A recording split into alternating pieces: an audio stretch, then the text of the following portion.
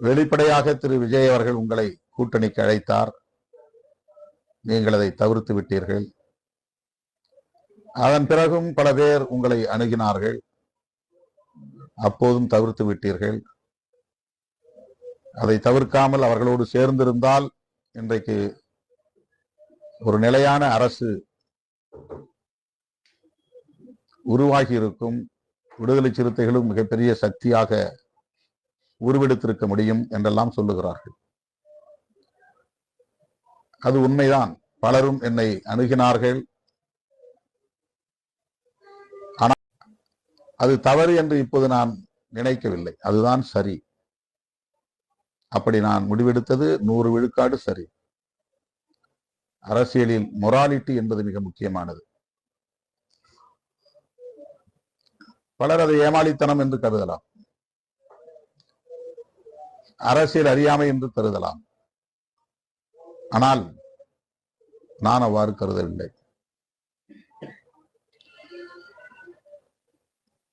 தேர்தலுக்கு பின்னர் இந்த கூட்டணி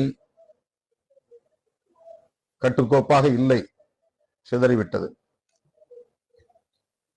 அதற்கு உண்மையான காரணங்களை கண்டறிவதற்கு முயற்சிக்காமல் கடைசி நேரத்தில் நாம் எடுத்த முடிவை மட்டுமே மிக கடுமையாக விமர்சித்துக் கொண்டிருக்கிறார்கள்.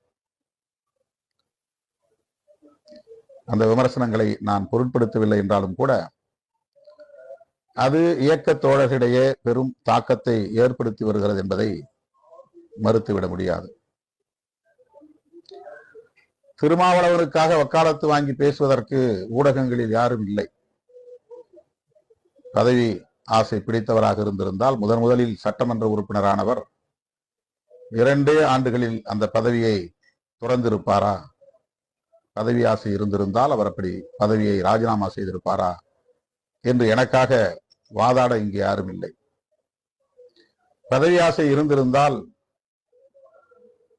பாஜக அமைச்சரவையில் கூட இடம்பெற முடியும் என்கிற ஒரு வாய்ப்பு இருந்த நிலையில் அல்லது அழைப்பு வந்த நிலையில் அதனை திருமாவளவன் தவிர்த்திருப்பாரா?